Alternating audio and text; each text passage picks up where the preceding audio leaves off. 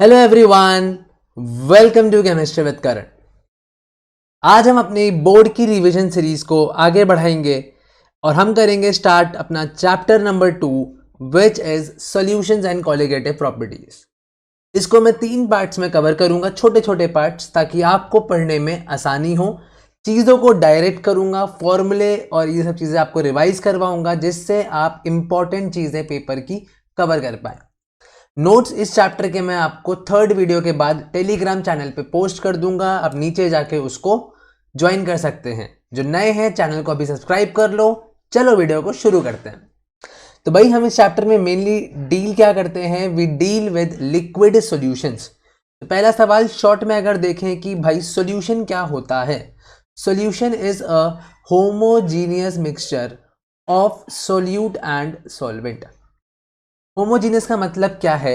Homogeneous का यहाँ मतलब है यूनिफॉर्म कॉम्पोजिशन। जैसे कि अगर मैं क्या करूँ, मैं यहाँ पे एक ग्लास ऑफ वाटर लूँ और मैं उसमें ऊपर से सॉल्ट ऐड कर दूँ। क्या कर दूँ? सॉल्ट ऐड कर दूँ, तो मुझे एक यूनिफॉर्म सॉल्यूशन मिलेगा। क्या मिलेगा? यूनिफॉर्म सॉल्यूशन मिलेगा या यूनिफॉर्म कॉम्पोजिशन मिलेगी।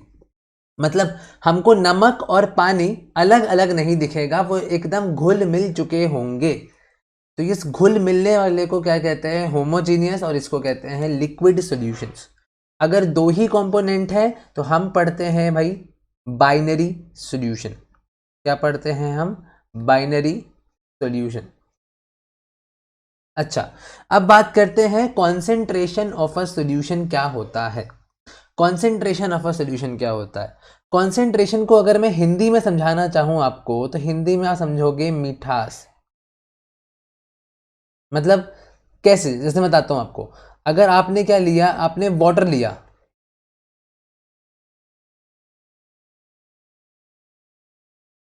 और उसमें आपने शुगर मिला दी, चीनी ऐड कर दी। गर्मी आ रही है, सब शरबत वगैरह बनाओगे।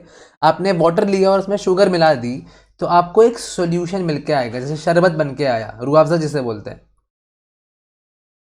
या शिकंजी, है ना। आप इसको जाके पीने जा रहे हो या किसी को सर्व करने जा रहे हो, तो इस जो सॉल्यूशन है, इस सॉल्यूशन की मिठास कितनी है, कितना ज़्यादा मीठा है या कितना कम मीठा है, इसी को आप समझ सकते हो कॉन्सेंट्रेशन ऑफ अ सॉल्यूशन। ठीक है, इसी को आप समझ सकते हो concentration of a solution. Basically solution क्या होता है कि आपने कितना सॉल्यूट ऐड करा हुआ है, उसको बताता है। मिठास ज़्यादा मतलब चीनी ज़्यादा, मिठास कम मतलब चीनी कम। तो कॉन्सेंट्रेशन का मतलब अमाउंट से नहीं है, अमाउंट से नहीं है। कई बार कम चीनी में भी चीज़ें ज़्यादा मीठा लगने लगता है। तो अमाउंट से मतलब नहीं है, हमें मतलब है कि कॉन्सेंट्रेशन कितना है, मिठास कितना है, मतलब कितने पानी में कितना चीनी है, कितने पानी में कितना चीनी है। समझ में आई बात? There are various concentration terms available to us. हमारे पास बहुत सारे कॉन्सेंट्रेशन टर्म्स अवेलेबल होते हैं, जैसे कि percentage wait by wait, percentage volume by volume, percentage weight by volume. Which is basically यहाँ पे दो तरीके का होता है। एक होता है स्ट्रेंथ, एक होता है डेंसिटी। स्ट्रेंथ क्या होता है बच्चा? जब हमारा वॉल्यूम ऑफ सॉल्यूशन लीटर में होता है and this is coming out to be gram per litre. Density क्या होता है? जब वॉल्यूम ऑफ सॉल्यूशन हमारा ml में होता है, मिलीलीटर में, that comes out to be gram per ml। ppm क्या है? पार्ट्स पर मिलियन, पार्ट्स पर मिलियन। ठीक है। मोलैरिटी, रेटी याद रखना, रेटी मतलब बड़ा एम। ठीक है। मोलैलिटी मतलब छोटा एम। नॉर्मेलिटी मतलब बड़ा एन। मोलैरिटी क्या था? Weight of solute, moles of solute upon volume of solution in litres. Molality क्या होता है? Moles of solute upon weight of solvent in KG. Normality क्या होता है? Basically gram equivalents upon volume of solution in litres, या फिर weight of solute upon equivalent weight into volume of solution in litres. ठीक है, ठीक है। Mole fraction क्या होता है? मान लो अगर दो कंपोनेंट्स हैं, मान लो अगर दो कंपोनेंट्स हैं, तो एक्स ए क्या हो जाएगा? N A upon N A plus N B X B क्या हो जाएगा, N B moles of solute upon total moles, moles of particular solute upon total number of moles. और याद रखना, क्या याद रखना है, X A plus X B is always 1। अगर 4 लोग होंगे तो X A plus X B plus X C plus X D 4 को सम कर दोगे तो आंसर 1 आ जाएगा। मतलब सारी स्पीशीज का मोल फ्रैक्शन का सम 1 के बराबर होता है। अच्छा, इसमें एक बात आती है टेम्परेचर डिपेंडेंस की, तो याद रखना जहां जहां वॉल्यूम आ गया वो टेम्परेचर पे डिपेंड करेगा, टेम्परेचर पे डिपेंड करेगा, ठीक है, मोलैलिटी नहीं करेगा। मोलैलिटी जिसमें वेट ऑफ सॉल्वेंट है वो that is independent of temperature. Mole fraction normality depend करेगा टेम्परेचर पे क्योंकि वॉल्यूम आ चुका है, ठीक है, हमने वॉल्यूम को पढ़ रखा है कि वॉल्यूम डिपेंड करती है। अब मोल फ्रैक्शन क्या है, मोल फ्रैक्शन टेम्परेचर पे डिपेंड नहीं करेगा। एंड सेकेंडली ये तो डायमेंशन लेस होगा, dimension less and unit less, ये तो डायमेंशन और यूनिट लेस होगा।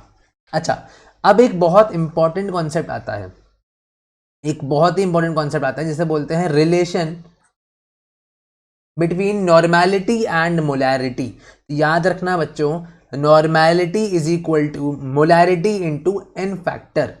कैसे याद रखोगे, नमन, नमन, ठीक है, याद क्या रखोगे, ट्रिक बता रहा हूं, ट्रिक ट्रिक क्या है, Naman that is normality is equal to molarity N factor. अब ये एन फैक्टर क्या बला है, एन फैक्टर होता है number of reacting species in a molecule. और एन फैक्टर कैसे निकालते थे, अगर कोई एसिड है तो उसकी बेसिसिटी, मतलब कितने प्रोटॉन वो लूज कर सकता है, ठीक है, अगर कोई बेस है तो उसकी एसिडिटी कि कितने OH माइनस वो लूज कर सकता है, अगर कोई सॉल्ट है तो उसका टोटल चार्ज, टोटल चार्ज चाहे वो कैटायन पे हो या फिर एनायन पे हो। अब बढ़ते हैं हम इस वीडियो के अगले सबसे इंपॉर्टेंट सेगमेंट पे जिसमें हम सीखने वाले हैं inter conversion of various concentration terms. This is very very important. आपको एक बोल दिया जाएगा कि ये दे दिया गया है, इसको इसमें कन्वर्ट करो, इसको इसमें कन्वर्ट करो। आज मैं आपको एक ट्रिक सिखाने वाला हूं, तरीका सिखाने वाला हूं, मेथड सिखाने वाला हूं, ठीक है। करना क्या है आपको, पहले क्वेश्चन पढ़ते हैं। क्वेश्चन कह रहा है आपसे, there is a 20% weight by weight aqueous solution of NaOH given density of solution is 1.2 gram per ml। अगर आपको नहीं भी मेंशन है तो भी सॉल्यूशन की ही देगा वो generally. Calculate molality, molarity, mole fraction, normality. चलो यार, आपको करना क्या है, सबसे पहले आपको सबसे पहले ना एक टेबल बनानी है। सबसे पहले आपको ये टेबल बनानी है जिसमें आपको एक तरफ सॉल्यूट लिखना है, सॉल्वेंट, सॉल्यूशन, मास, वॉल्यूम, डेंसिटी। क्या करना है, ऐसे क्वेश्चन देखा आपने कि आपको कॉन्सेंट्रेशंस को इंटर कन्वर्ट करना है, आप एक टेबल बनाएंगे, सॉल्यूट, सॉल्वेंट, सॉल्यूशन, मास, वॉल्यूम, डेंसिटी, ठीक है। अब आपको इनकी एक सारी इंफॉर्मेशन जो आप फिल कर सकते हैं वो आपको फिल करनी है। और फिल 1 रो, टारगेट क्या है, फिल 1 रो, ये टारगेट है हमारा। जैसे ही आप ये कर ले गए आपका सारा क्वेश्चन सॉल्व हो जाएगा। चलो देखते हैं इसको कैसे करना है। एक मिनट में कलर चेंज कर लेता हूं, फिर देखते हैं इसको कैसे सॉल्व करते हैं, ठीक है। हमें क्या गिवन है, 20% वेट बाय वेट। क्या गिवन है, हमें गिवन है 20% weight by weight of aqueous NaOH। अच्छा जरा मुझे एक चीज बताओ, एक्वस NaOH का मतलब क्या है कि सॉल्यूट क्या है और सॉल्वेंट क्या है। सॉल्यूट है आपका NaOH और सॉल्वेंट क्या है, पानी। अब अगर उसने बोला है कि 20%, उसने बोला है कि 20% वेट बाय वेट, इसका मतलब क्या है कि 100 ग्राम सॉल्यूशन में 20 ग्राम क्या है बच्चा, NaOH, तो 80 ग्राम क्या हो जाएगा बच्चा, पानी, ठीक है। अब इसको लिख देते हैं, मास ऑफ सॉल्यूट क्या है 20 ग्राम, मास ऑफ सॉल्वेंट क्या है 80 ग्राम, मास ऑफ सॉल्यूशन क्या है 100 ग्राम, ठीक है। हमें क्या दिया गया है, हमें दिया गया है डेंसिटी ऑफ सॉल्यूशन इज 1.2। अब क्या आपको एक फॉर्मूला तो आपको याद ही होगा, density is equal to mass upon volume, ठीक है। तो क्या मैं यहां से वॉल्यूम ऑफ सॉल्यूशन नहीं निकाल सकता? क्या आ जाएगा, मास बाय डेंसिटी, ठीक है। आप यहां से सॉल्व करोगे तो क्या आ जाएगा, मास कितना है 100 अपॉन 1.2। आप सॉल्व करोगे तो समथिंग 83.33 आएगा या 87.33, something like that will come, ठीक है, ठीक है, something like that will come, आपका वही आंसर आने वाला है।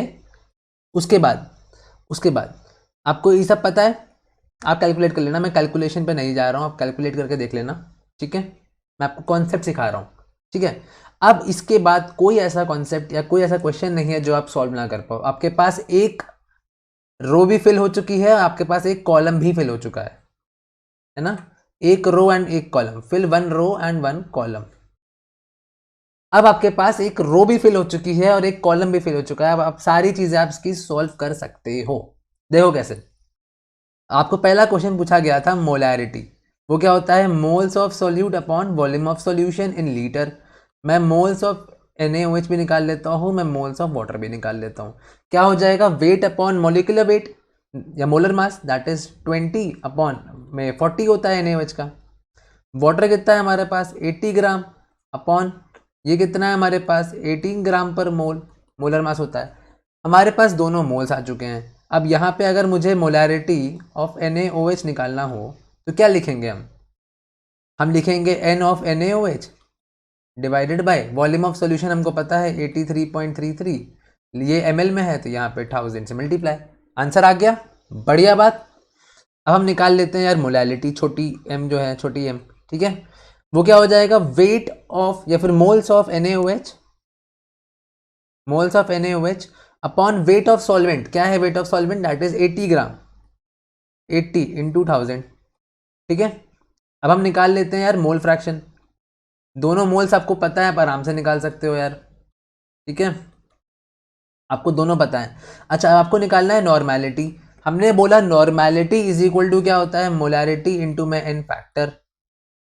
अब n फैक्टर NaOH के लिए क्या है, कितने OH मिलेंगे, ये बेस है ना, तो एसिडिटी देखो कि एक मॉलिक्यूल ऑफ NaOH आपको कितने OH दे सकता है, Na plus plus OH minus, एक दे रहा है, n फैक्टर क्या हो गया 1। इसका मतलब क्या आ गया आपका, नॉर्मेलिटी बराबर मोलैरिटी, और आप ऊपर निकाल चुके हो। समझ में आई बात? क्या करना है, हमें टेबल बनाना है, solute solvent solution, mass volume density, जितनी इंफॉर्मेशन दी है उसके हिसाब से और डेंसिटी के फॉर्मूले के हिसाब से हमें एक रो और एक कॉलम को फिल कर देना है, एक रो और एक कॉलम को फिल कर देना है। उसके बाद कोई भी ऐसा टर्म नहीं होगा जो आप कैलकुलेट नहीं कर सकते हो, ठीक है। आई होप आपको ये वीडियो पसंद आई होगी, एक शॉर्ट, एक क्रिस्प और प्यारी वीडियो मैं आपके लिए लेकर आया था। बने रहिएगा इस सीरीज में 60+ मार्क्स स्कोर करने के लिए। वीडियो को ज़्यादा से ज़्यादा शेयर करें, मुझे आपकी सपोर्ट की ज़रूरत है। टिल देन मिलते हैं अगले video, till then stay tuned to chemistry with Karan.